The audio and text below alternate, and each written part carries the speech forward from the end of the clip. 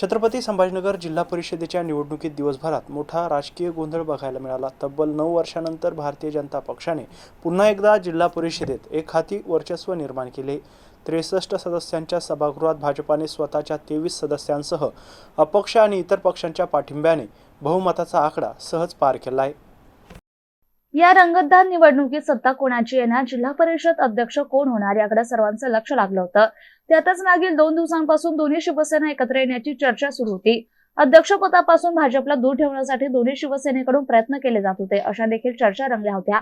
मात्र ऐनवेळी भाजपने खेळी खेळल्याने वैजापूरच्या अविनाश गलांडे आणि उपाध्यक्षपदासाठी फुलंब्रीचे जितेंद्र जयस्वाल यांची बिनविरोध निवड झाली। या संपूर्ण राजकीय घडामोडीत मंत्री अतुल सावे यांनी महत्त्वाची भूमिका बजावली। त्यांच्या मध्यरात्रीच्या हालचालींमुळे विरोधकांचे गणित पूर्णपणे कोलमडले।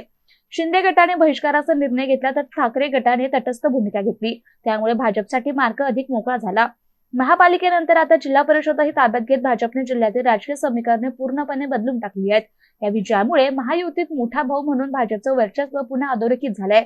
आगामी निवडणुकांसाठी हा निकाल निर्णायक मानला जातोय।